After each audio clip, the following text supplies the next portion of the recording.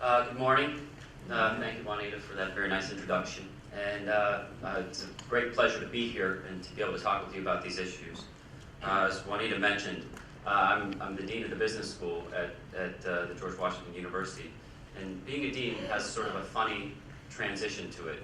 When you're a professor, you kind of develop a lot of expertise and you get to know a topic very deeply and you desperately want people to care about what you say, and not many people care. And then when you become a dean, you have no time for research. You really know nothing about what you're a so-called expert in, and people actually want to listen to you. So it's just a terrible circumstance. So I come to you today a little bit humbler than I normally would some years ago, but I still try to keep up with what it is that has been my passion for over a quarter of a century, which is really understanding the economic reforms in China. But I understand this group also has recently talked extensively about China, and so what I've done is try to take a step back and think on a more abstract level about another area of passion for me, which is about bridging gaps. Now note that I say bridging gaps, not bridging cultural gaps, and that's hopefully going to be a topic of the conversation, because I would like to push this group and the conversation a little bit beyond the issue of culture. My PhD is in the field of sociology, and so I sort of sit in between the fields of anthropology, which is obsessed with culture, and economics, which thinks culture doesn't matter at all. So to the economists, I'm sort of the naysayer that says you have to think about difference, you have to think about culture. And the anthropologists, of course, though, also hate me because I tell them that it's not all about culture, it's actually about institutions and social structure.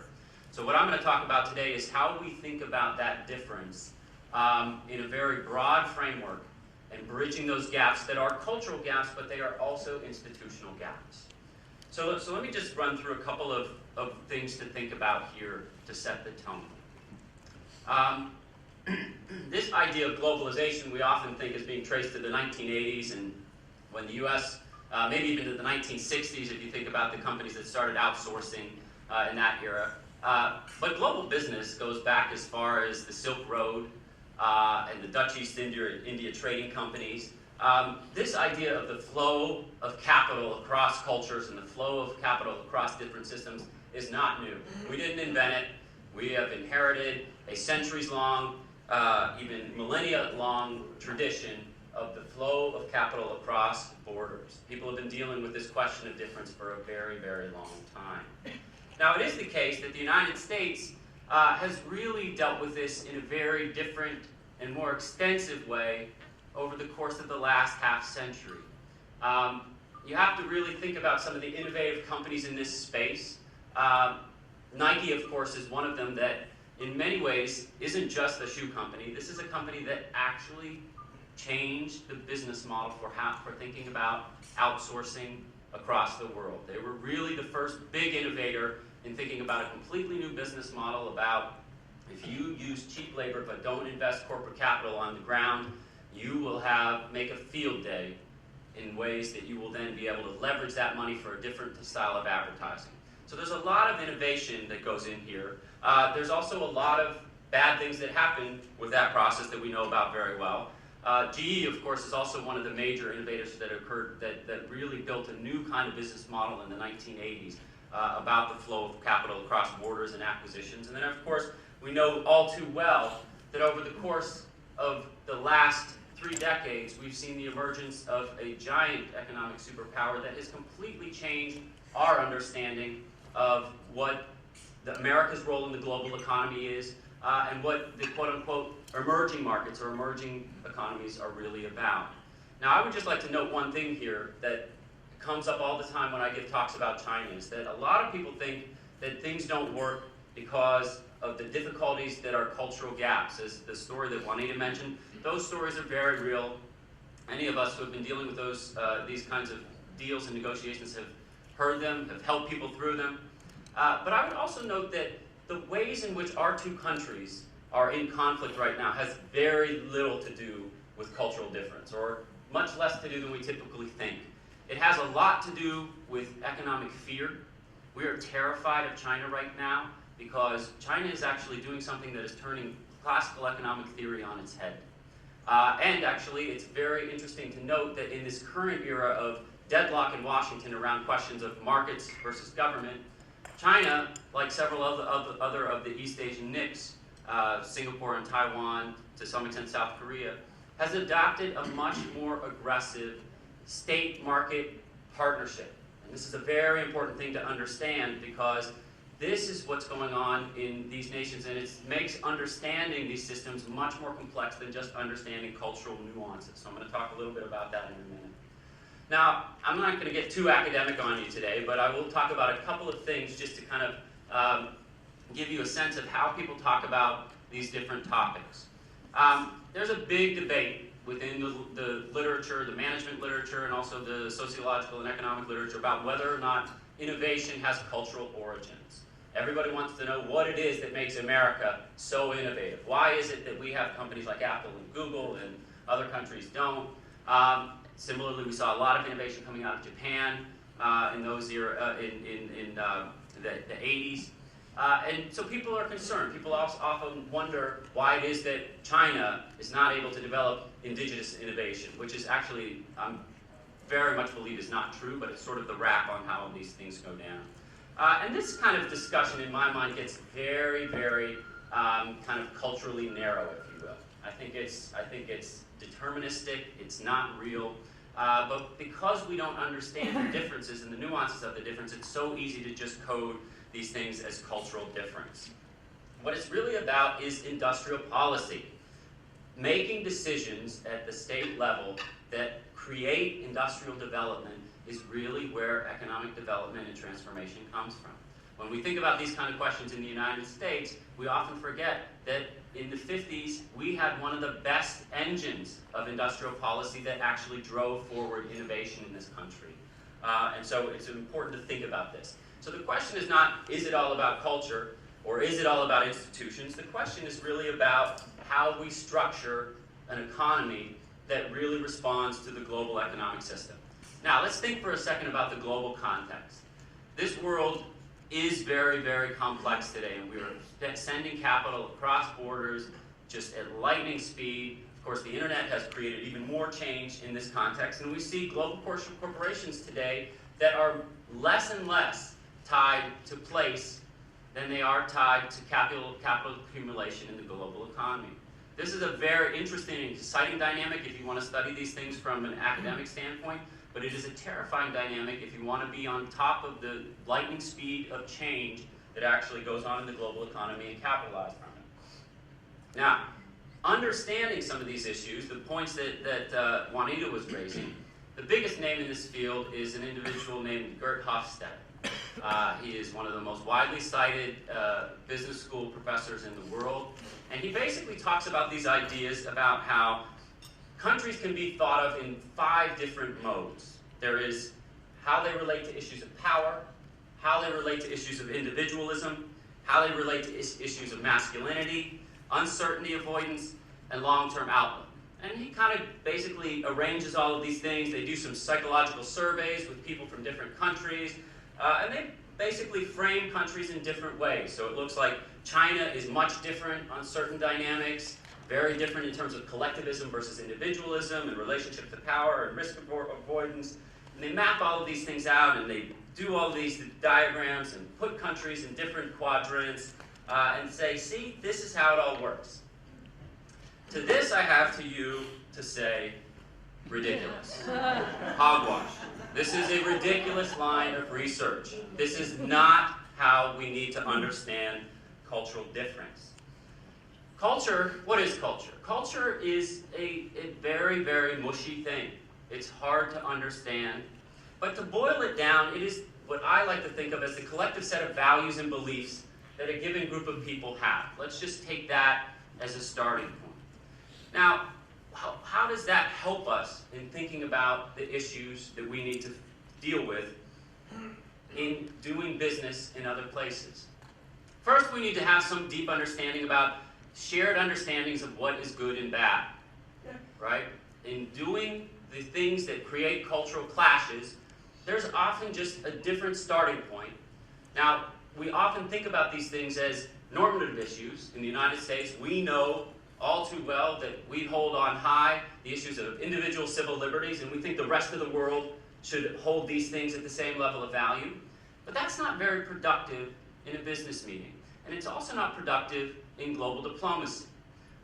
People often don't understand the deep historical context that has gone on in this nation. So when we have trouble negotiating with Chinese people across the table, or when it's not even just us, say it's the Dalai Lama, saying that this current election is going to be very good for China because now we're going to see a real press on individual civil liberties. This is unproductive because people often don't know that many Chinese people have in their minds the history of the Opium Wars, in which the West, led by Britain, went to fight with China to force them to sell opium inside of their country because they were making too much money, right? And so the idea that the West should then tell Chinese what to do just doesn't ring like a productive conversation for them. There are a lot of conversations, though, that work very well behind the scenes. So in the 1980s, there was a tremendous amount of discussion with China's opening up about what was going to be happening with dissidents. Why were dissidents treated better? And Human Rights Watch and Amnesty International were beating China up in the press constantly. After the Tiananmen massacre, there was the most favored nation debate that every year Congress people would come out and say, release Wei Jingsheng, do the right thing. And this was very unproductive. What was productive, though, what most people don't know, is that the person who had the single greatest success in the release of dissidents in China was an individual named John Cam. He was a businessman who worked in Hong Kong. You probably don't know his name by design. He was very, very adept at flowing below the radar screen and just working with the relationships that he had and dealing with people in a non-press inviting way and negotiating good outcomes. Same with Jerry Cohen, a professor of law at New York University. Very, very effective at working behind the scenes to deal with the cultural relationships, to deal with the cultural divide in a very, very relationship-based and subtle way. So I would say that the first thing is we have to understand values, we have to understand norms and beliefs, and we have to understand shared understandings of expectations. Right? We have to work on those issues to really make the negotiations work. However, please don't fall into the trap of thinking that if you just master the cultural issues, if you just know how many times you have to do toasts at banquet tables, that you're going to be successful, because that is a mistake. And this is where the piece of institutions comes in. Now, what are institutions? Institutions are the systems that govern our societies. They are the institutional infrastructure. They are the laws, the overarching processes that govern anything, from things like the Declaration of Independence and the Constitution, to the European Union and the legal infrastructure that's there. And all of these things are closely related to culture, but they are themselves independent issues. Now, why is this so important? This is so important because if you spend all your time focusing on cultural difference and don't understand just how legally complex and legally different the world that you're focusing on is, you will get your lunch eaten. You will not be successful. And this is actually just an incredibly important thing. Now, I know this issue with respect to China the most, but it's very important the world around. I'll give you one very interesting example in China. So recently, I've been advising companies on doing business in China for years, but recently, because I'm the dean at the university and an officer in the university, and we're opening up a huge operation in China, we had to decide who was going to be what's called the legal person, the legal representative for the wholly foreign-owned enterprise that we have in China. Now, as a China scholar, I feel like I should have known this forever, but I started looking much more deeply into this. And in China, in the company law, there is a word that is translated from English called the legal person, 公司法人, which ultimately is a direct translation from German and American corporate law to basically say the idea of a fictive legal person, like we have in the United States, right? Now, the interesting thing, though, the fictive legal person in the United States is essentially what's called a corporate veil. The function of that fictive legal person is to protect individuals from liability. It is your protection as a corporate officer, so that the corporation is the legal entity and you are protected. In China, that word means exactly the opposite thing. It means who's going to jail if this company does something wrong. And so, of course, I was designated as the legal representative. Wait a second. Right? But the point is that it's very, very important to understand that nuance, because when you are negotiating over these kinds of discussions, you have to have a deep understanding of what the institutions actually mean. They have some cultural origin to them, but they are very, very different structures. And if you don't understand what those structures are, you will be lost. And so this is ultimately what the message is that there are two parts to this puzzle.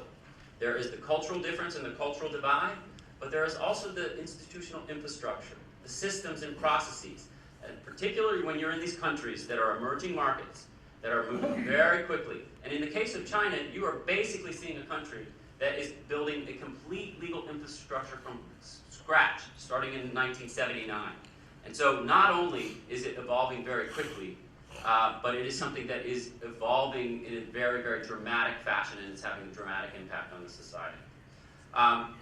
So what I just want to talk about very quickly is some of these issues in the context of East Asia, but then I just want to kind of run through a summary of what I like to call my 10 commandments for thinking about cultural difference are. So the first thing, just with respect to East Asia, we think a lot about these relationship questions.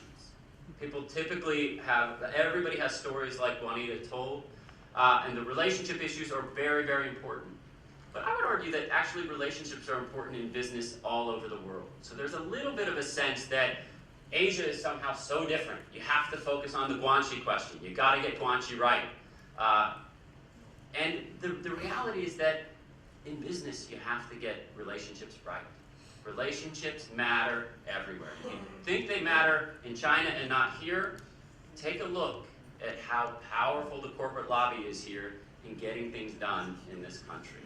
Right? This is actually one of the most interesting things, that we think that China is so different because it's just been revealed that Wen Jiabao's family has billions of dollars of assets spread, or that Bo Xilai's family is worth 60 million. How many political families do we know in this country are connected to and have influenced and been influenced by and made money from the corporate lobby access? Right? Washington is the place where that revolving door works. Right? I wouldn't say there's nothing wrong with that, but I would just say that's the reality of how business works. Okay, so relationships matter everywhere.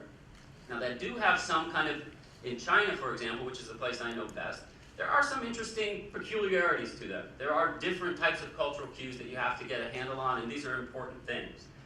There are also deep historical differences. China often thought of itself as the Middle Kingdom. This is the history that has grown up for millennia in China. Japan, of course, has a history of being just, if you read these characters, the place where the sun rises.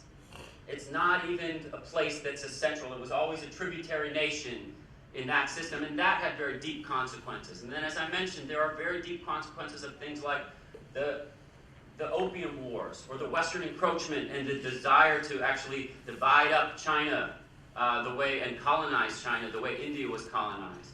And these things had deep consequences for the rise of the communist movement, and even for China's disposition today in the global marketplace as a negotiator at the table. But I would also argue that these divides can be bridged.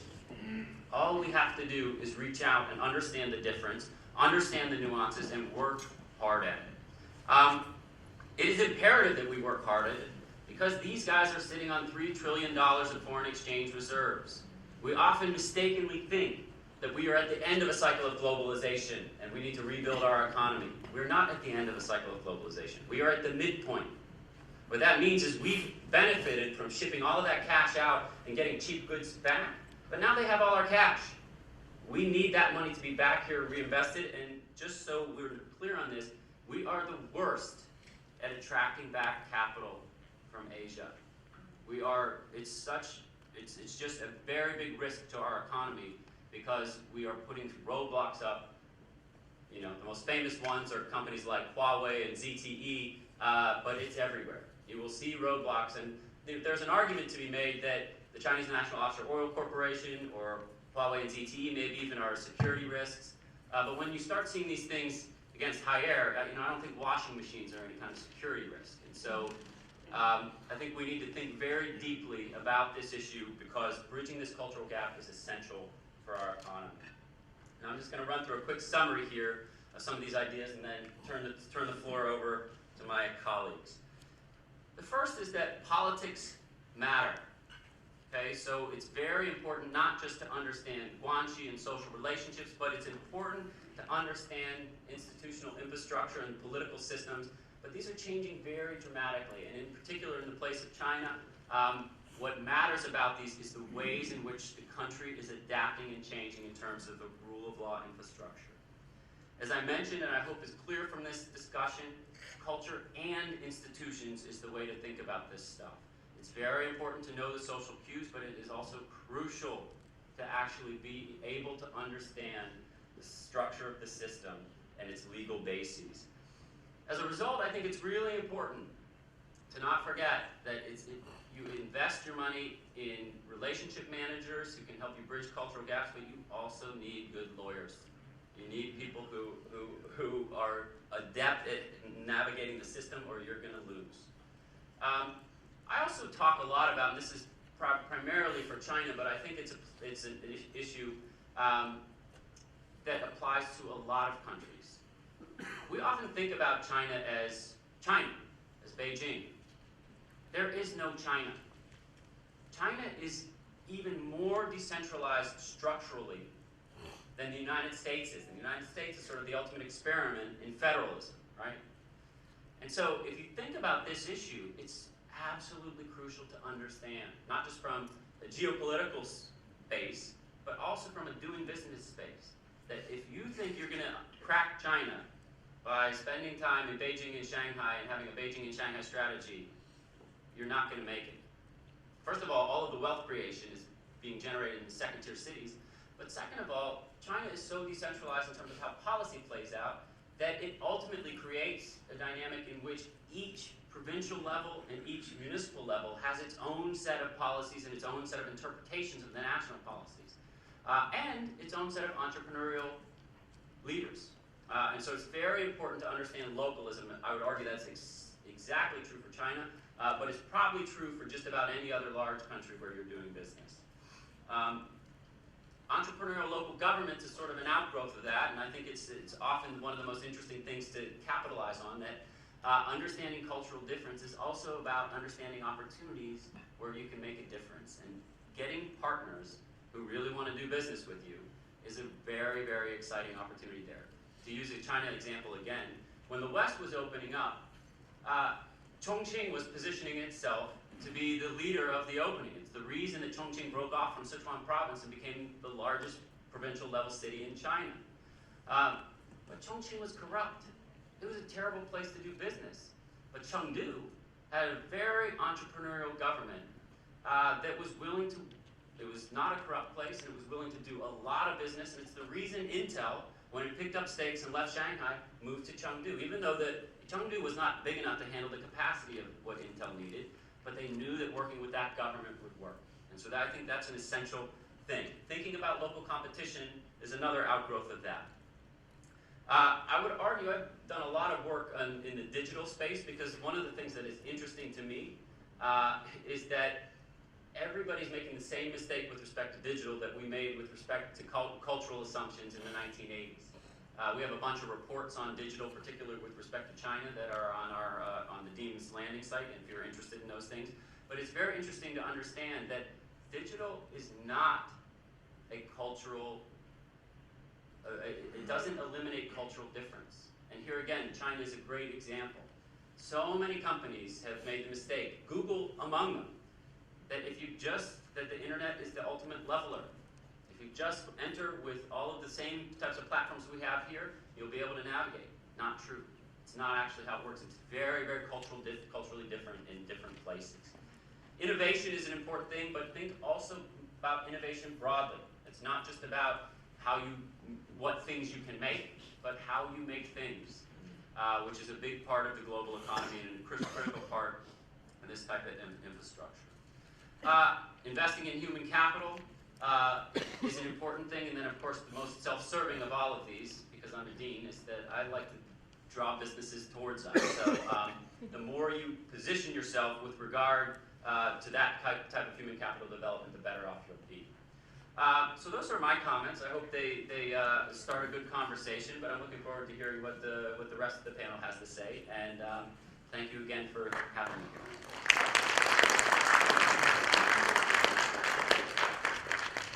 The rest of the panel will come up. No, Mr. Sherman doesn't get away without getting an introduction because he deserves. This guy is top-notch. But first of all, let me say thank you to Dr. Guthrie for, again, a rich, informative, enlightening presentation. We thank you so much for that. I hope you guys were all taking notes. I was busy taking notes. 10 Commandments. Now, I met, I'd like to take a minute just to highlight a few highlights about Andrew Sherman. There's a lot to say about this gentleman as well. I had the good pleasure of meeting Andrew in Beijing about, I think it was 2009. So, and we were both at a conference, speaking at a conference, and this high-powered gentleman, I think he might have just joined Jones Day. He's a partner at Jones Day International, and he's also a professor. He teaches in business school, the MBA program, at the University of Maryland, and also at Georgetown University. This individual has written 26 books on business management. I don't know when he sleeps, because I've tested this. I can email him at 7 a.m., I get a response. I can email him at 2 a.m., I get a response. So this guy works around the clock, and he just does exceptional work for businesses and for our community. Please join me in welcoming our moderator for this distinguished panel of 6 global leaders, Andrew Sherman.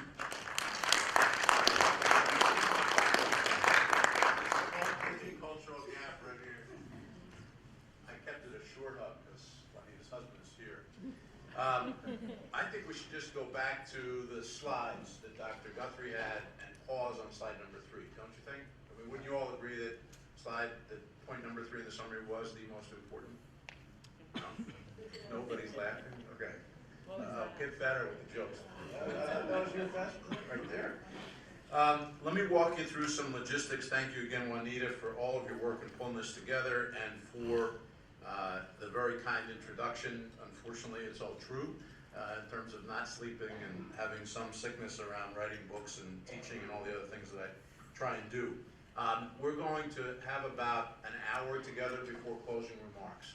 The way we'd like to use that hour is I want to have each panelist in a moment introduce themselves, give an insight or two or war story or perspective on bridging cultural gaps and how cultural competency is a competitive business edge. I mean, that's what we're really here to learn, as much as the reasons that underlie cultural gaps in the history. You know, you're all here hopefully to grow your businesses in some capacity or be better advisors to companies that are trying to grow globally.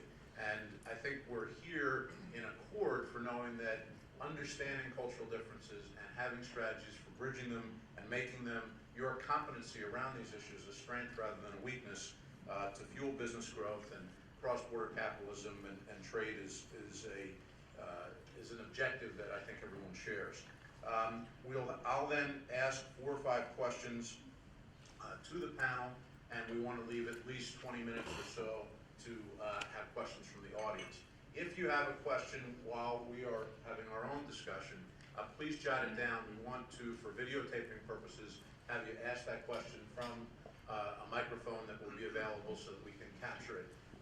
And normally without that logistical restriction, we'd have questions kind of firing in as soon as it comes to your mind, but we do want to kind of keep things organized for the archive. In my experience, one of my favorite quotes about culture is that culture has been said to either be the glue that unites us or the knife that divides us. And when I speak of culture, I'm speaking of culture inside a company or inside a transaction.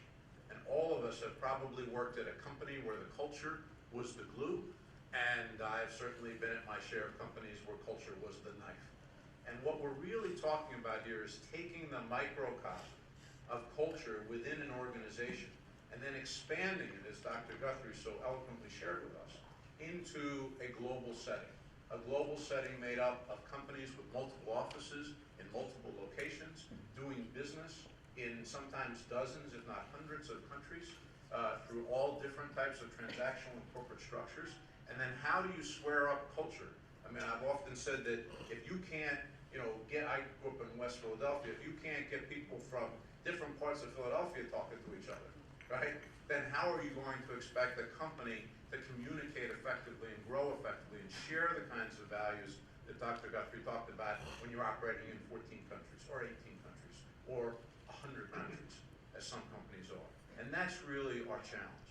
And that's what's going to be the focus of our panel. So I'd like to, again, you've all met Dr. Guthrie. I'd like to have our other 4 panelists, including our speaker that's here from Skype, just spend a couple of minutes introducing themselves to all of you and sharing an insight or two. And since you were kind enough to come in by Skype, why don't you lead us? Great. Maybe I should just do a quick sound check. Can you hear me? Yes. Sounds great.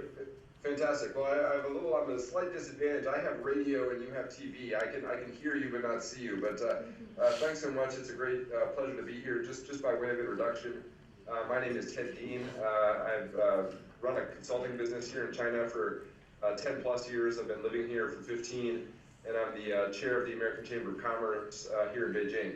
So it's really a great pleasure to be here. What I thought I would do, and I really enjoyed Dr. Guthrie's presentation and agreed with a lot of the points that he made. And just a couple of comments I would make up front as we begin. The first is, one of the questions we're looking at is sort of what is the importance of culture? What is the importance of these issues that companies face as they go overseas? And I think the most, basic way to look at that is just the scale and size of China. So when I moved to China 15 years ago, for many American businesses here, this was in many ways a hobby business. This was something, a CEO sort of tended to on the side, or he probably didn't tend to because it wasn't large enough to matter. Today, there's a significant number of large American companies running billion-dollar businesses in China. So it has a significant impact on their bottom line, significant impact on their business, and so success or failure in China has global implications, not only on that revenue, but on the ability to reinvest in R&D, the ability to reinvest in the business in the future. And so how well companies do with international expansion issues, culture and other issues is really key to their success. One of the things I appreciated most about Dr. Guthrie's presentation was putting culture in a broader context. I was going to use slightly different words and just say culture and the context rather than the institutions and other ideas that he developed, just because I think it is so important to, yes, look at relationships, yes, look at cultural content, but to look much more broadly. And, we could dig into each of these areas, but I think traditionally we often think of culture and how it impacts the workplace, but also it's so important to how companies deal with external stakeholders, whether those are partners, governments, suppliers, others, but also to how they understand market. As we talk about innovation and some other topics later, if you don't understand the cultural context and the way a society operates, it's very difficult to design a product for that consumer. And so at every level of a business, whether it's how people work together internally or how you design a product for a business or for a market, that level of understanding of whether you define it as culture, whether you define it as what's driven by history, whether you define it as institutions or whatever, each of these questions have business implications. So maybe I'll stop there since you can't cut me off easily on Skype, but happy to develop these ideas more as we go. Thank you for that self-discipline. I appreciate that. Great job. Roger, do you want to start us off? Sure. Is this on? Yeah? Yes. Okay. Well, I'm glad to be here today. I'm Roger Lawrence. I'm the Corporate Vice President of Quality Assurance at McCormick & Company. I'm also responsible for regulatory affairs and environmental affairs. McCormick & Company is a 123-year-old company. We're a global leader in the manufacturing, marketing, and distribution of spices, herbs, seasonings, and flavorings. And in this country, you know us probably more by our retail products, but we're also quite large in terms of industrial products. So we sell into the food industry and also restaurants and institutions. So behind the restaurants in hospitals and hotels and fast food restaurants and regular restaurants, we have a major presence. Our sales are approximately $4 billion. We sell in 110 countries, and our international business actually goes back to 1950. In the 1950s, we formed our first joint venture in Mexico, and that was built on the basis of a relationship of two individuals, the CEO of our company and a CEO of a company in Mexico. I'll talk a little more about that later.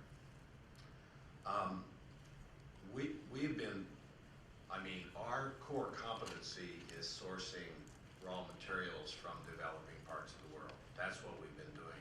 Spices and herbs, as Doug Guthrie pointed out, that was sort of the basis of exploration around the world. That's what drove exploration around the world, and sort of the first efforts of globalization. And so we've done this for a long time. We've dealt with other cultures in terms of sourcing, and more recently in terms of forming acquisitions and purchases. And the cornerstone of our current corporate strategy is acquisition into those areas of the world where there's more growth opportunities, where we have an emerging middle class that has the disposable income to buy consumer products, packaged, value-added consumer products, and also where the whole market and society is developing. So in the last 10, 15, 20 years, we've made some major inroads in terms of acquisitions in China, India, and Eastern Europe. And we actually first got into China. My first trip there was in 1986, and I was part of a small team that was charged with finding a prospective joint venture partner. And today we have a business that's close to $200 million, and we're one of the top recognized consumer food brands there.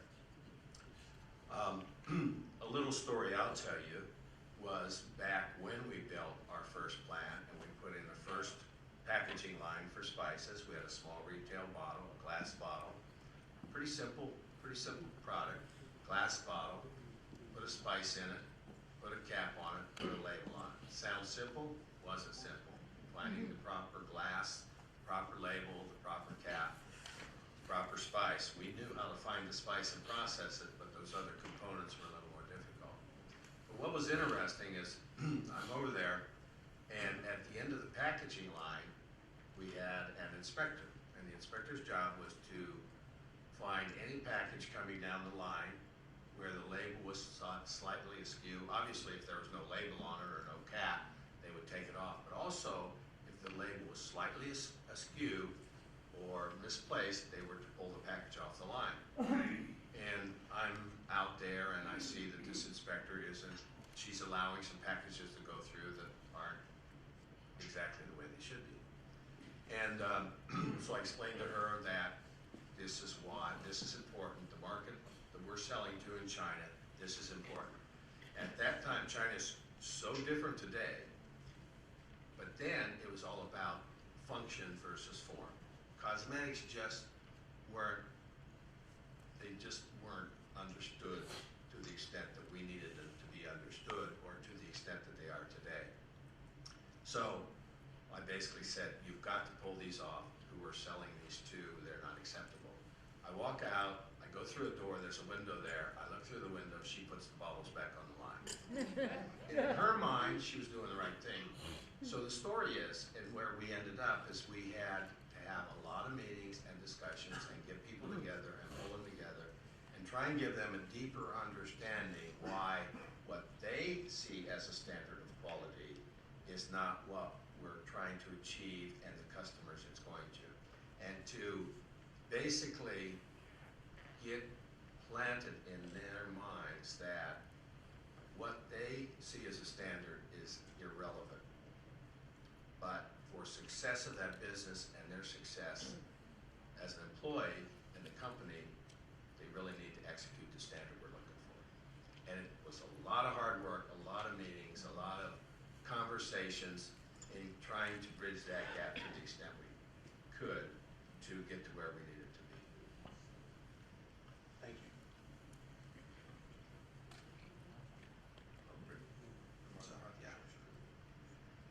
Hi, good morning. I'm Bill Burwell. I'm the director of the U.S. Export Assistance Center in Baltimore, Maryland, and we're part of the U.S. Department of Commerce International Trade Administration, and we are a trade promotion agency for the federal government. We operate through embassies and consulates throughout the world, so we have about presence in about 85 markets around the world. And in addition, we have a U.S. Presence of about 100 U.S. export assistance centers. And our main job is to work with small and mid-size, all the way up to large firms in the U.S., try to help them to increase and expand their international trade and sales footprint. So in addition to that role, we are also by definition a multinational organization, whereas we employ U.S. Citizens as well as foreign nationals in every one of these countries that we have in operation. So we're in 80 plus markets, therefore we have a very diverse and multicultural organization by definition, which sitting here listening to the panel, I was all prepared to discuss the outward-facing, market-facing challenges that many of our clients have, and then reflecting upon your story, Roger, I can think of daily examples of how our culture within our own institution affect our work product and getting things done on a regular basis, whether it's a trade mission to a foreign country, incoming delegations to the U.S., understanding the institutions and the culture both ways is critical for us to get a good product in the end. So these points are perfect not only for our ability to help companies enter markets, but it's also very relevant within our own government agency, which many of you may not consider a multinational organization, but it really is.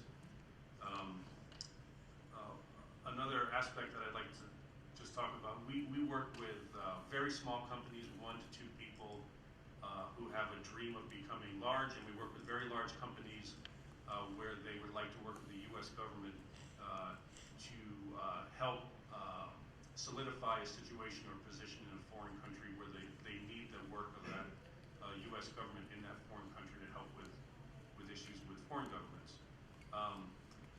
One fascinating aspect I find is with the small and mid-sized firms that we work with, many times culture is the reason, the appreciation for culture, the love of a certain culture is why they're pursuing international business in the first place.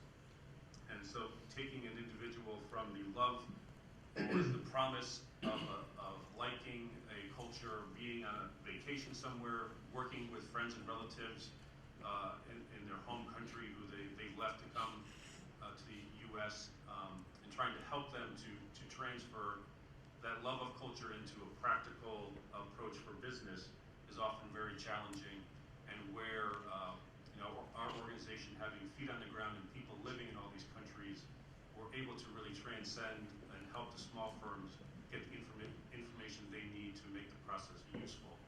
And so we'll dig into that, I guess, in later slides. But good morning, and thank you for having me here. Just before we hear from Desmond, I want to give Bill an unrehearsed plug for the USFCS, the U.S. Foreign Commercial Service. This was actually my first job in Washington in 1983. I was pretty senior executive at GS5 at the time, and a lot of people were reporting to me, as you know, at that level. But this organization is a resource that all of us in this room, or most of us in this room, pay for with our tax dollars. They are sitting, literally sitting, waiting to help U.S. companies be more effective in their global business strategy and their exporting. And I can't tell you how many dozens of times, including the conference in Beijing that Juanita met when we first met, where I'll ask U.S. business leaders, do you know that USFCS exists? Do you know what their charter and mission is? Do you know that you're paying for them and not using them? And so, I do want to give just a quick plug to Bill's work and to his colleagues around the world. We should be using this resource and many other resources that we have and that we're paying for as taxpayers more effectively. Sorry. Desmond. Thank you. Good morning, ladies and gentlemen. My name is Desmond Frazier. I am president of American Certification Body. We are a telecommunication certification body. We also happens to be an Energy Star certification body as well. Most of you are familiar with your cell phones, so we approve quite a lot of these gadgets, electronic gadgets that come into the United States or sold here in the States. And as a result, we assist the FCC in managing the spectrum in the United States. Without properly managing the spectrum, you would not be able to communicate with your cell phones, or emergency support would not be able to communicate. Most of you are not familiar with the word transmitters, but I'll just explain quickly to you. We have a lot of intentional radiators that are called transmitters that are in the ambient with electromagnetic energy, and if they're not regulated, most of us would not be even able to watch our TV. So we approve about approximately 4,000 of these products a year. And as a result, we have offices here in the States, but we also have offices in China, in Taiwan, in the Netherlands, and in England. In Asia, we have engineers who are trained who are familiar with the rules and regulations of the Federal Communications Commission.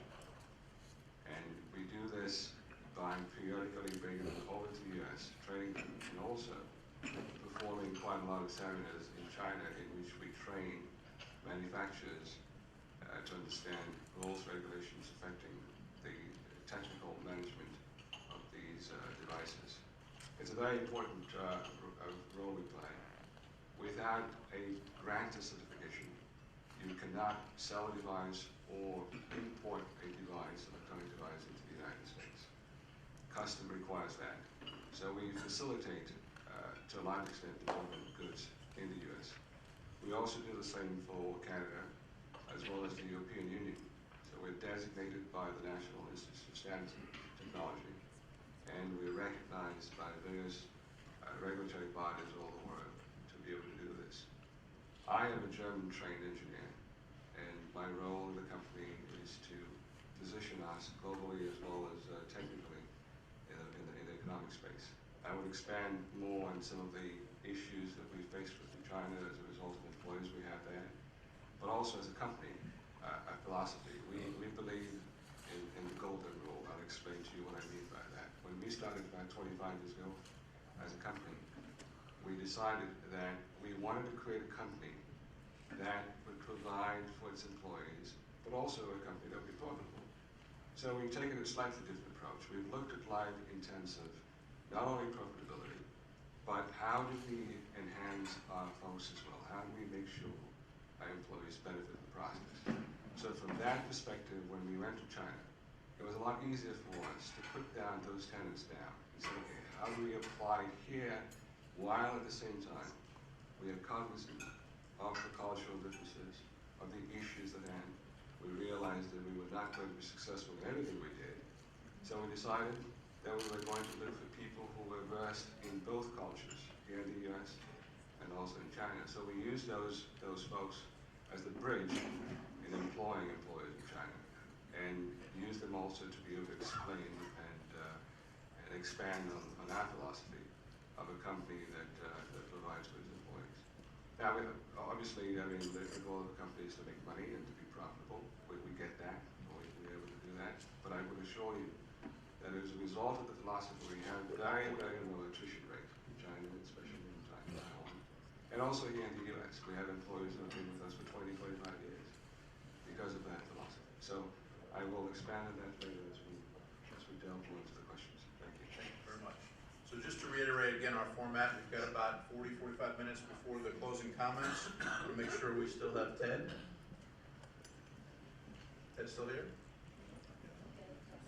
Okay, we're getting Ted back. I've got 4 or 5 questions that I've prepared for the panel. These are not directed at any one panelist. I'm hoping all of you will weigh in with some thoughts to these questions, and then we'll open it up to questions from the floor for about 20 minutes. So the first thing I want to stay with is kind of the theme of the overall conference this morning. This notion that cultural competency can either be a strategic differentiator and strategic advantage, or it can be a significant disadvantage. Again, that glue or the knife, if you want to stay with that metaphor. And my question for the panel is, what are various organizations, whether they're academic organizations, whether they're chambers of commerce, whether they are consulting organizations, or inside companies such as yours, Rogers, doing to teach cultural competence as a competitive advantage? And what have you seen where companies have not been focused there, whether it's in internal training, recruitment, that has had them lose opportunities or faltered? So, you know, what can we all learn about best practices in becoming richer in our cultural competencies? Who'd like to start? Let me take a stab at this. From that perspective, we decided that we were going to treat, and I'm going to use China as an example, we were going to treat our employees differently in order to treat them equally. What I mean by that is we were going to look at some of the differences with respect to their culture, and we were going to listen more and understand why they do certain things. But also, as I mentioned in my opening remarks, use employees who are vast in both cultures to explain some of our ideas of the workplace. Now, we extended this philosophy not only to the employees, but to their families. We also extended it to our vendors, our clients, but as well as our competitors. And in doing so, what we found that even in instances when we lose a particular job, the relationship was still there. We were still friendly. People were not upset with us. But at the end of the day, as Dr. Guthrie mentioned, a business is about relationship, whether it's here, whether it's in China, whether it's in Europe, or anywhere else. The most important thing is, as you sell your wares and you make sure people are aware of what you do, it boils down to A, relationship, B, the issue of cost and performance. But just because you've got the relationship built doesn't necessarily mean that you're going to win the job and you're going to get the sale, because it boils down to the issue of cost and performance. But without those relationships, cost and performance is completely out of control, because you don't even have the chance to have the opportunity for someone to do that. So what we found that if we approach life in a very, should I say, ideal way of being honest, of being empathetic, if we choose male managers who are empathetic in their dealings with their fellow employees, if we have multicultural folks in a company, which we do, by bringing people together, expanding on the issue of culture, discussing culture, figuring why we do things differently, why they do things differently, understanding their perspective, we've been able to find that people open up and productivity increases, and there's a bond that we share as a result of doing so. Now, have we made mistakes? Sure, we've made some mistakes. We've employed people that we thought were going to do the job, and we've had issues in which disaster almost took place that we had to go fix. But because we had good employees who, Chinese employees I should say, understand both aspects of the culture, we were able to recover in some of those dealings. Let me let my other colleagues jump into it. Roger, any thoughts? Sure.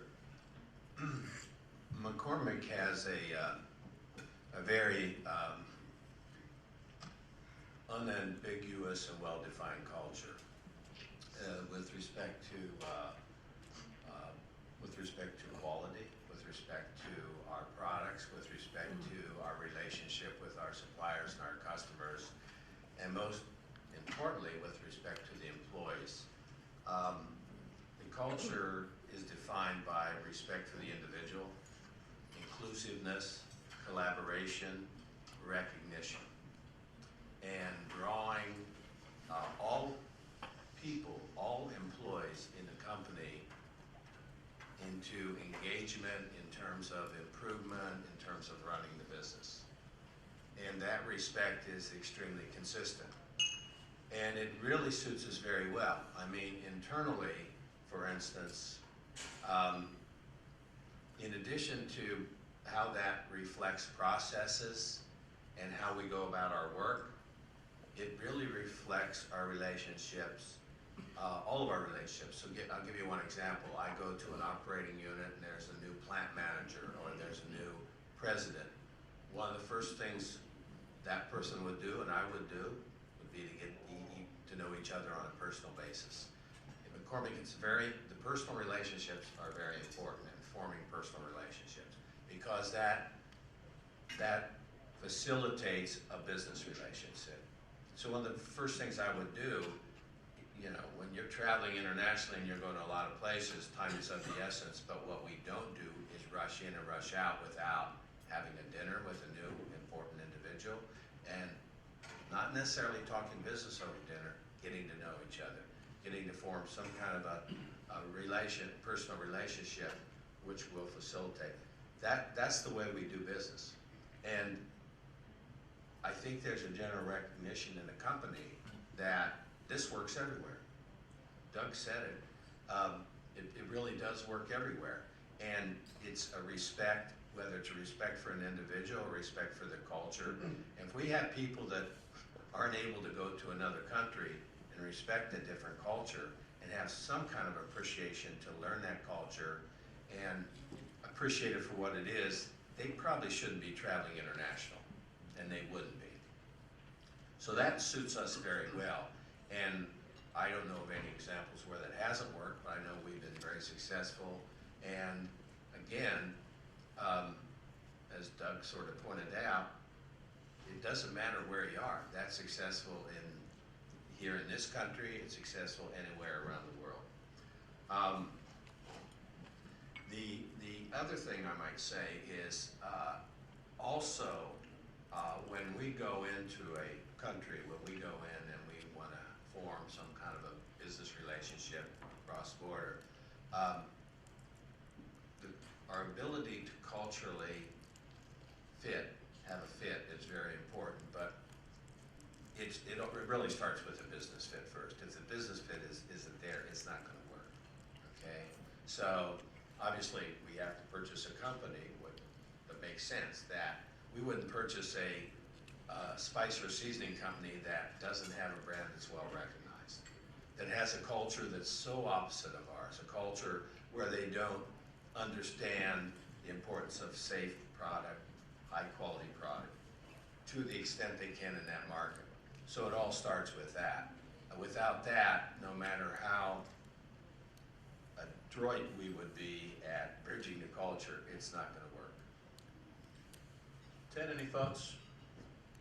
Sure, no, thank you. Well, the first thing I'd say is just it's pretty obvious the previous two speakers are running successful international businesses, just the way they talk about these issues and the way they manage their people. So commend both of them. I mean, I would I guess break this down in a couple pieces. I mean, you asked initially about training. I mean, I think a lot of what you have to do to make this work in a company, starts really with recruiting, hiring, and bringing the right people in the door to begin with, who, have this aptitude to work across cultures in a multicultural office.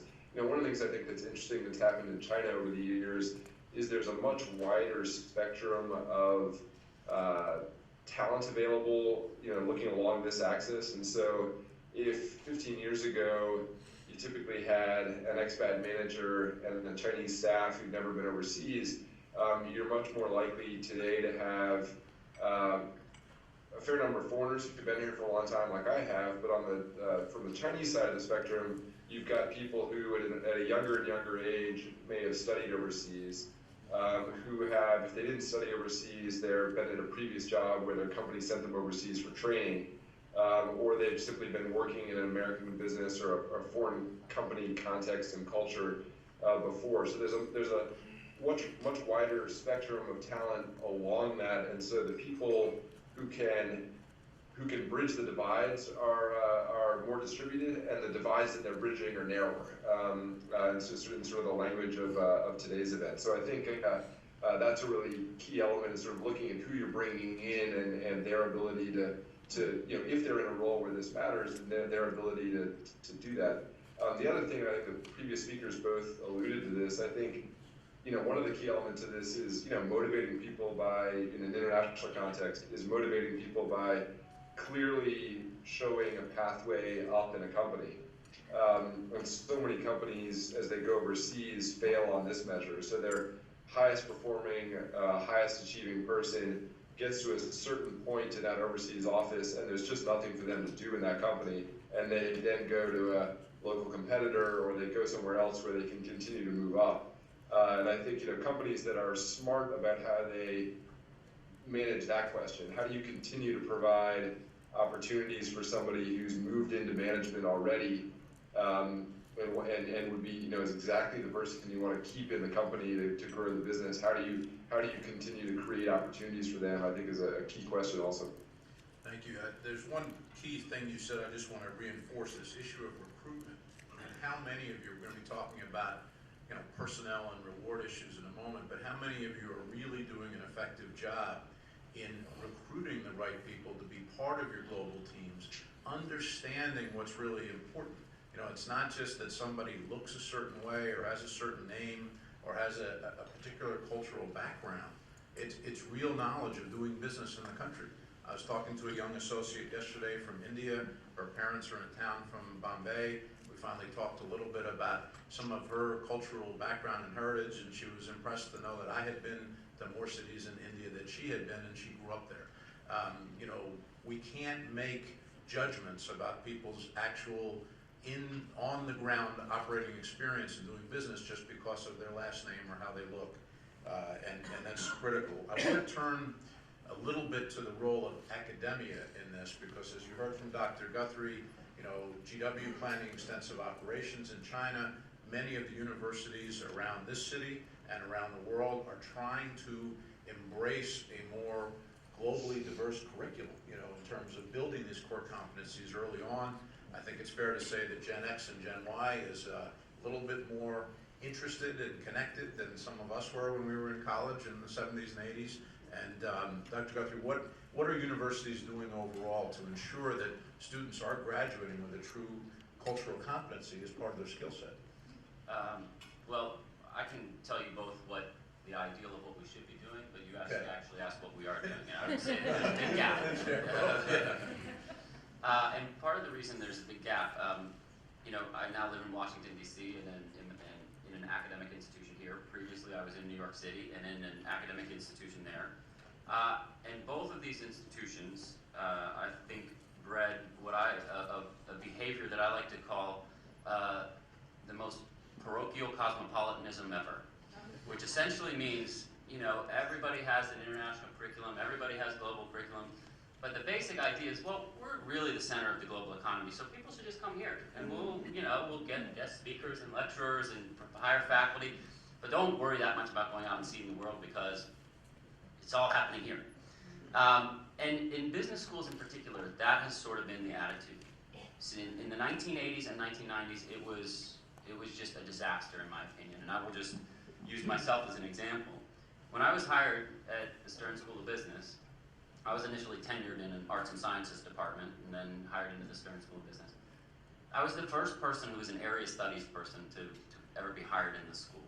We offered no courses that were on China because the general view is that American business is the model that we're teaching, and it's a generalizable model. Capitalism is generalizable. And so you don't really need to understand the nuances of these things. And this was a disaster for global business in the 1980s. In particular, everybody knows the China stories. It was true everywhere, though, that having that attitude, and this isn't not generalizing to everybody, because it sounds like McCormick and a number of other companies have done beautifully at not doing what was the rule, but there were so many companies that behaved this way, and I have to say that American business schools, I think, perpetuated that myth and that problem. Now, on the positive end, I think that there are a few schools that get what I think is the most important approach to this, which is a going deep strategy.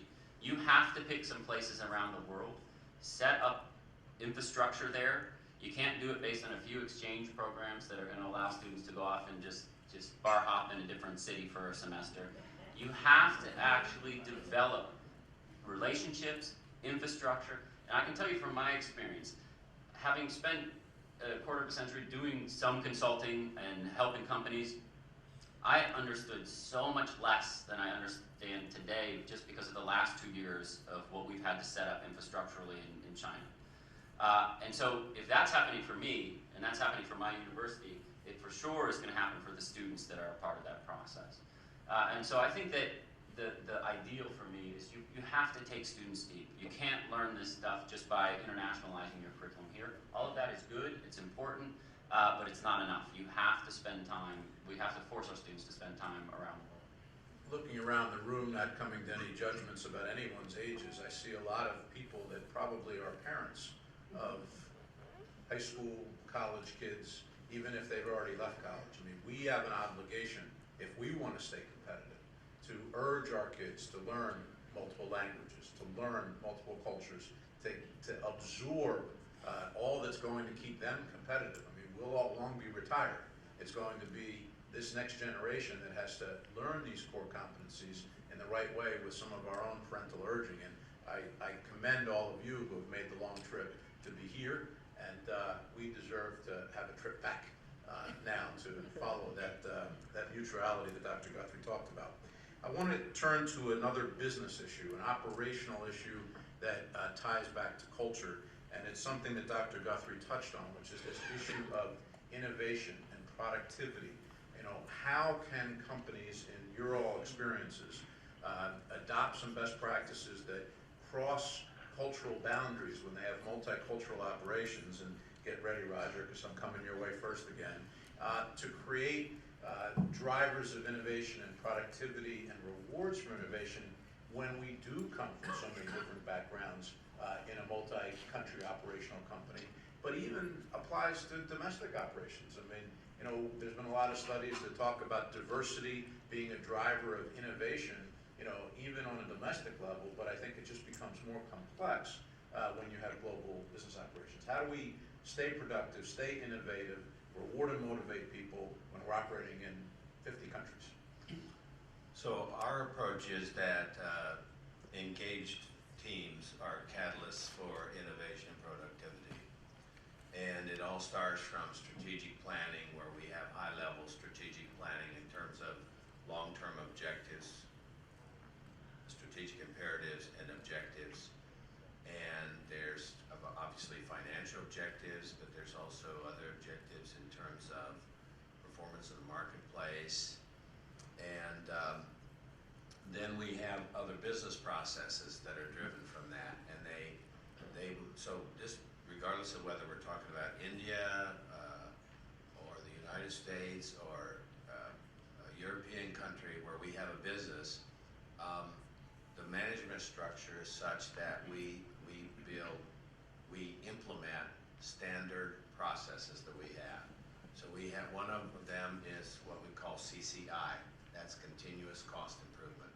Anyone in our business is part of continuous cost improvement, which means in today's world, we cannot just expect to say, we want 10% top line growth, sales growth. It's not going to happen.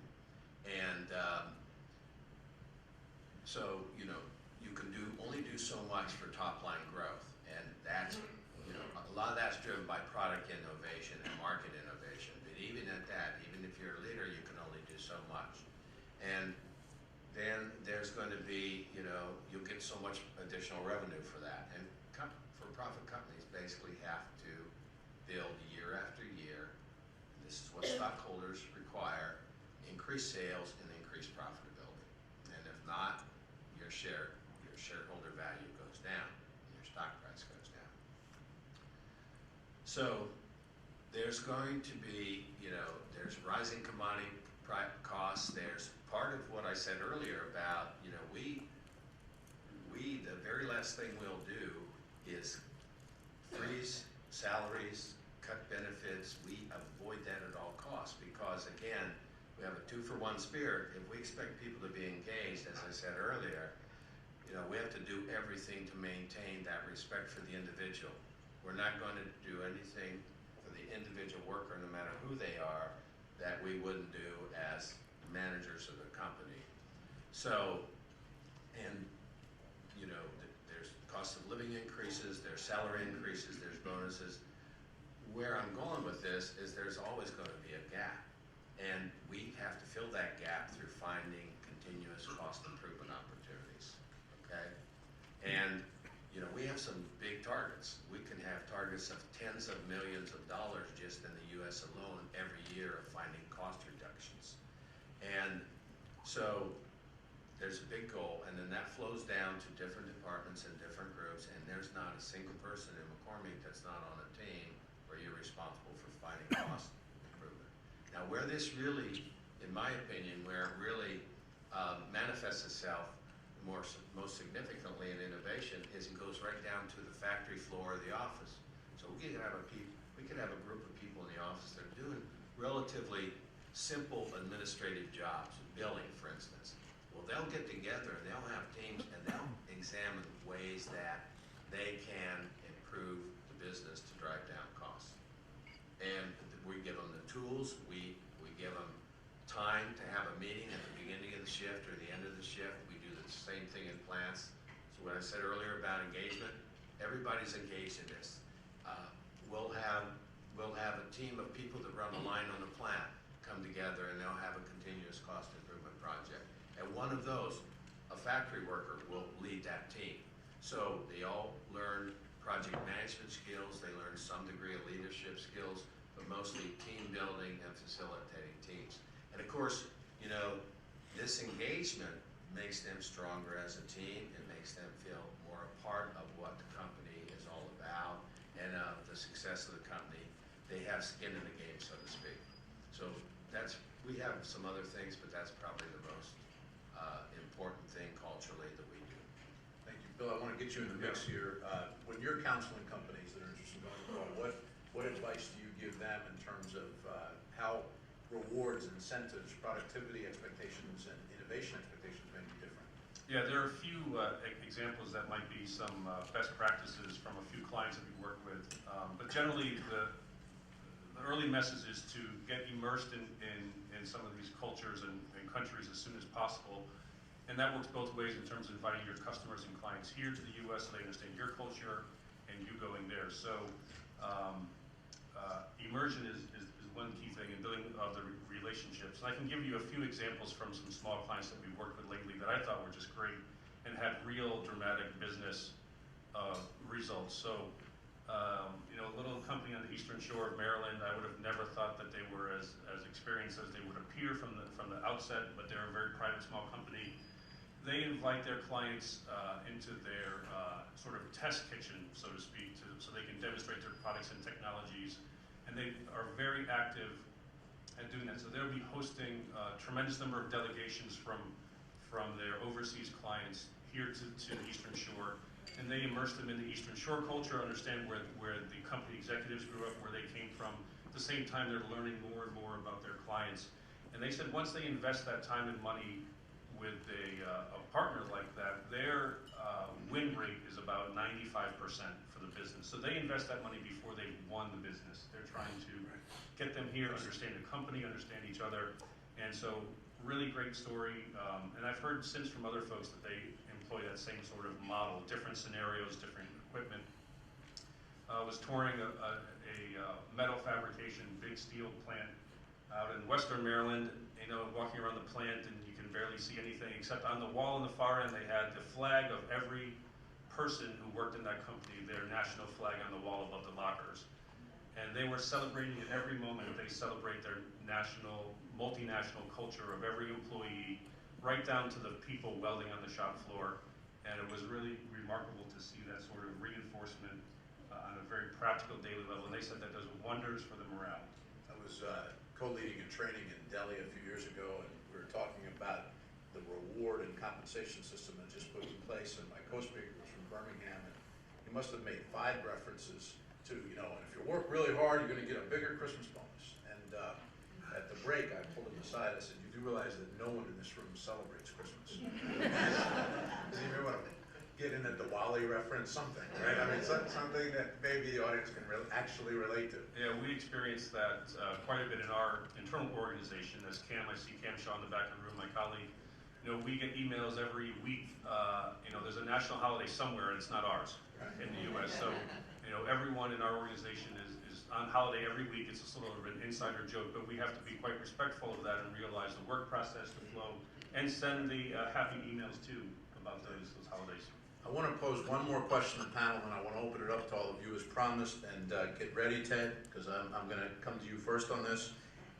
Many of us will enter into other countries, not with direct operations or organic operations on the ground, but through transactions, various structures, whether they're, as was already mentioned by Roger, M&A transactions, where he has actually shared with us some of the M&A criteria the firm puts in place, joint ventures, strategic alliance, teaming, subcontracting, master franchising. I mean, there's a host of arrangements that may lead your entry into a marketplace.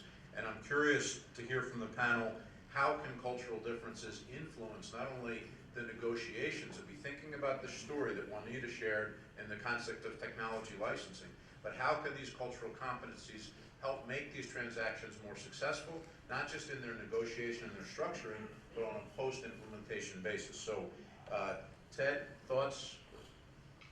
Sure. I mean, obviously, a huge number of American companies have expanded into China through, investing in a joint venture or acquisitions, and as anywhere in the world, even within a single culture, just a single country culture, different company cultures can sometimes spoil deals like this.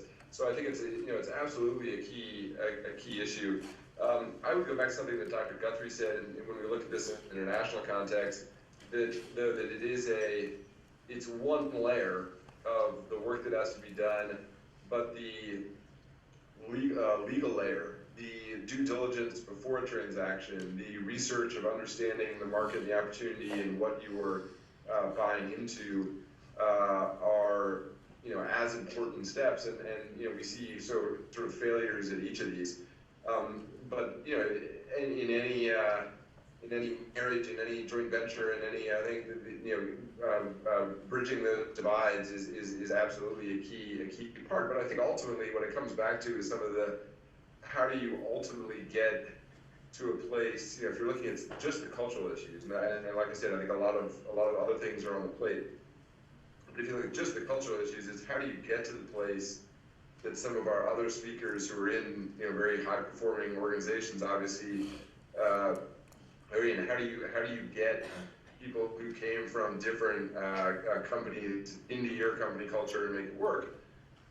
And then also, how do you recognize when it's not working? And the reality is that after an acquisition in a joint venture, not everyone always stays for years after that transaction. And how do you identify the people who are not a great culture for the fit you're trying to create, and recruit and find people you need to make the company continue to be successful? I think those are great points. I mean, when everybody's drawing from the same payroll system, it's a little easier to impose a set of cultural values. When you're having to do business with companies that are linked only by contract or by a distribution agreement, it's not as easy to impose your cultural values on theirs. Any other thoughts from the panel on this before we open up the floor? Let me just be quick. I don't think the issue of culture should be celebrated, as most people agree here. The real question is, how do you exist in a multicultural environment where others have to have their culture, but at the same time, you create sort of a feeling where people feel they belong to it.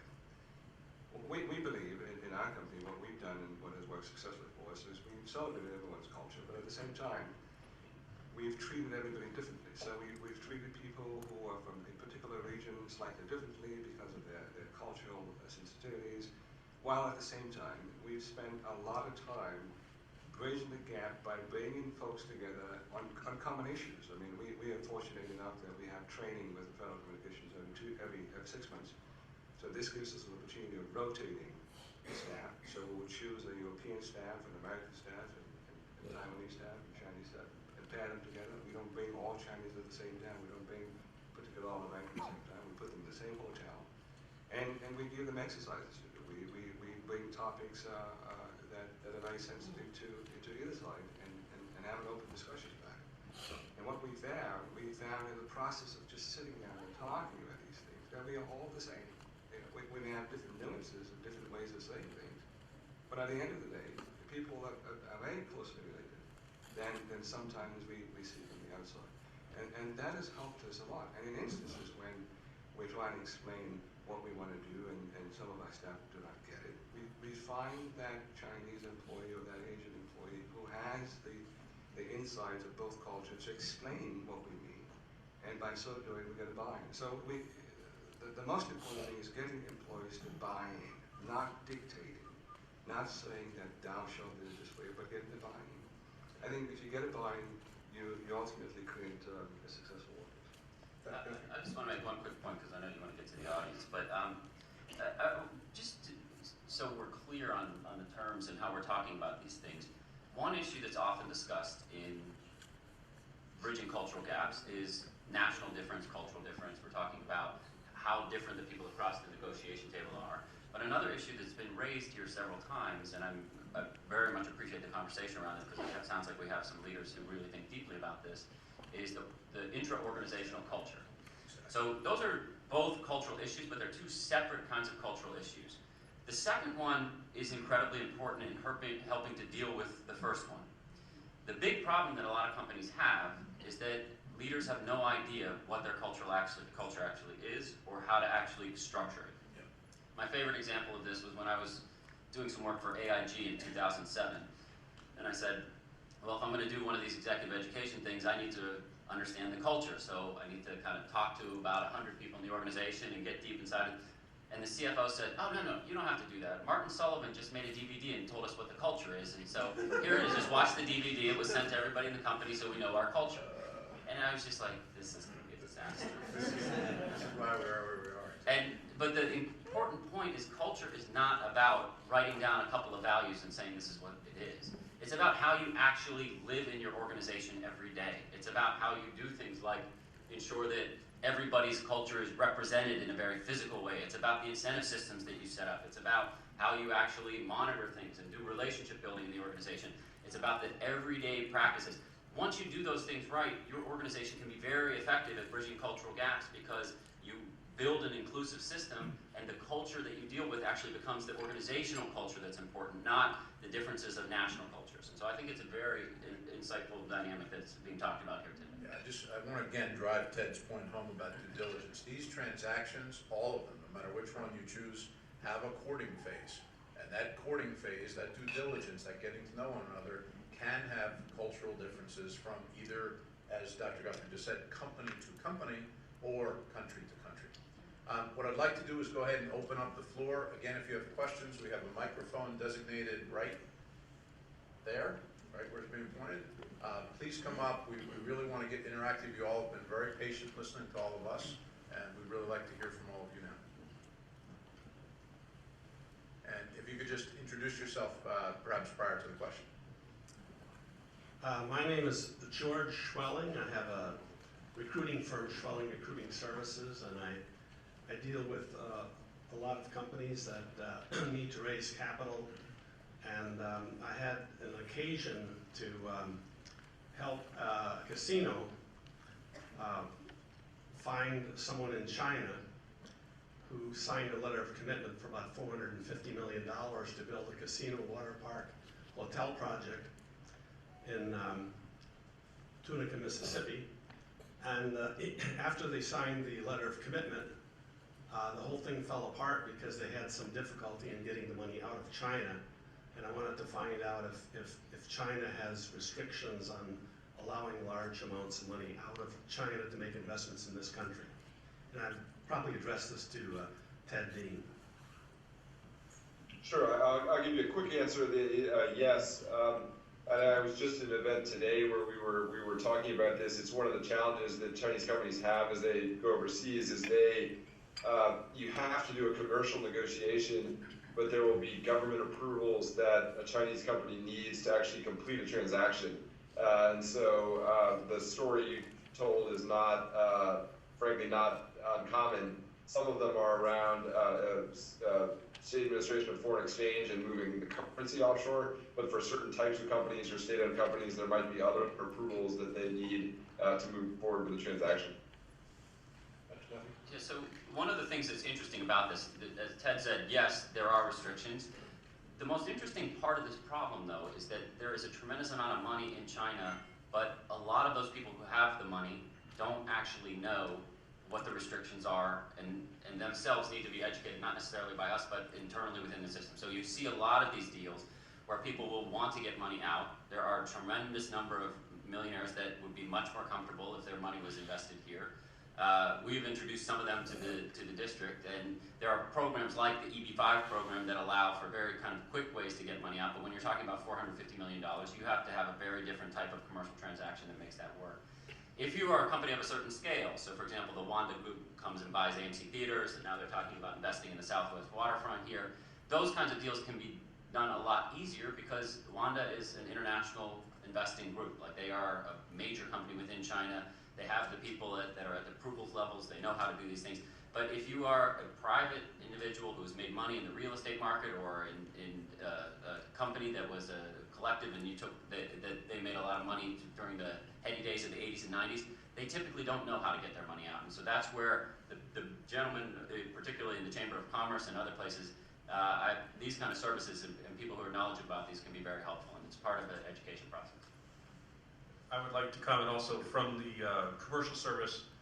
We have services in all these places that I mentioned, the 80 countries, where we can do due diligence and background checks on organizations. So if you're, regardless of the size of the deal or the situation, certainly if it's the deal of the century, I would encourage you to do it more prudently than if it was just a $5,000 transaction. But anyway, for a few $100s, we're able to conduct what we call international company profile, and our folks on the ground in the country, wherever you're looking at, will do some investigation to prove the business credentials of the individual, of the corporate entity, and get some reality check as to what's going on with that partner, especially if you've never met them before, first transaction. We're able to do that and make introductions, and certainly working with Mr. Dean through the AmCham, wonderful partner, working through state governments. Many of the state offices in each state have international trade offices, whether it's the District of Columbia, Maryland, Virginia. Those organizations have similar capabilities. So there is room in these opportunities to do a little quick background check to make sure that the entity or the deal even sounds right. I mean, it may sound right to you, but it may not sound right to the people who track these things. And by the way, these currency restrictions and money transfer are not unique to China. I mean, there's countries all over the world where it's difficult to get paid or difficult to fund a transaction. Getting the term sheet and drinking the champagne is a little premature. You've still got to get the currency, as this gentleman's question pointed out, into your account and to be productive. I did get a slight extension of the open mic Q&A time before we have our closing remarks, so please feel free to ask us some more questions before we turn it over to closing remarks. Hi, my name is Guthrie. I've been working for STG as a Chinese linguist and analyst, but before that, for about 2.5 decades, I did work for the U.S. and Foreign Commercial Service, so we really appreciate Andrew Sherman's high praise. I was particularly intrigued by Dr. Guthrie's comparison of Japanese and Chinese business cultures, because I basically been the minority in a Japanese family that was born and raised and educated in Taiwan, and I came to learn those cultural differences when I was the marketing manager for Johnson Wax, introducing those products from my home state of Wisconsin in Taiwan in the 80s. and discovered that the Taiwan subsidiary of my brother's hardware import-export company out of Japan, that I had to leave my job in order to run that subsidiary because they couldn't trust the Chinese management. And yet, Japanese have this unique ability to be able to integrate people into a company as if it were their family, something which is very difficult in Taiwan. So I'd like to address that, and I'd also like to ask our Chinese friends here, one thing I often use, just as the Americans and British are separated by a common language, Japanese and Chinese are separated by a common use of Chinese characters. And they generally assume they can understand each other's characters, but I have a test, and I'm just kind of curious because I've learned this the hard way. If I say 出卖大日本, 出发的出, 买卖的卖, 大小的大, 日本, what would that mean to you? 出卖大日本. Would that mean anything to anybody? Most people, it would mean 出卖, meaning like sell out or betray, 大日本, meaning Greater Japan. Might be something during World War II when Japan was occupying China and had the Greater East Asian Coast Prosperity Sphere. And that's what I usually get from Chinese respondents. But in Japanese, does anyone know if you read it backwards in Japanese? It means a big sale today, like at a department store, honjitsu o uridashi. So it's just a reminder that even when people are very close in their understanding of cultural areas, sometimes there can be very, very large differences. Excellent point. We were on a panel a couple of years ago. We were talking about countries that were easiest and hardest to do business with when you were an American company wanting to dip your toe in the water of global trade. And somebody on the panel said, Canada. And everyone, Canada? I mean, surely they look like us, they talk like us. How could that be the most difficult country? And then we start getting into the various regulations around doing business in Quebec and some of the very significant cultural differences between U.S. and Canadians. And it was through that dialogue that we realized that, to this gentleman's point, that just because there's close proximity or share language, mistakes can be made. And really, we should all take away from today that in addition to culture, I mean, ultimately what will drive success in an overseas market is demand for your products or services. It's not as much about how people speak or how they consume if they need what you have. And that was brought out in Juanita's story.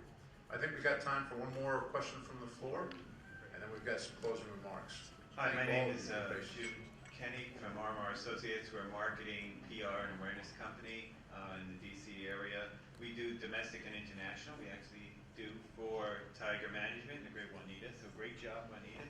I have a question, somewhat following up on what Professor Guthrie talked about investment and interest in the U.S.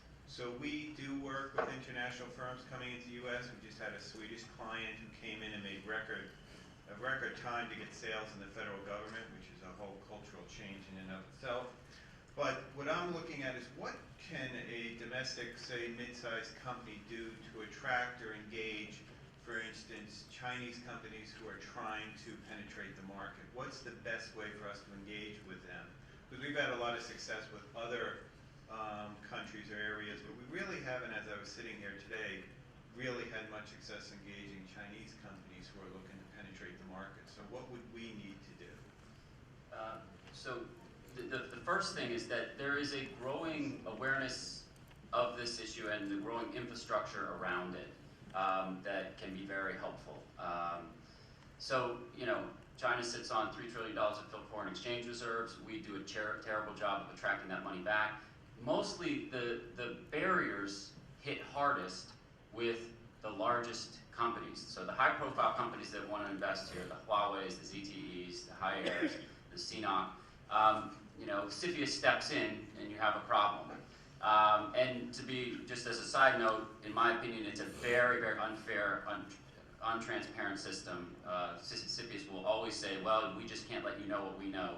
And in my experience, they don't actually know what they think they know. And so it's just a bad system. But the way around it is, first of all, to target the kind of levels that you're talking about, which are mid-sized companies and working locally.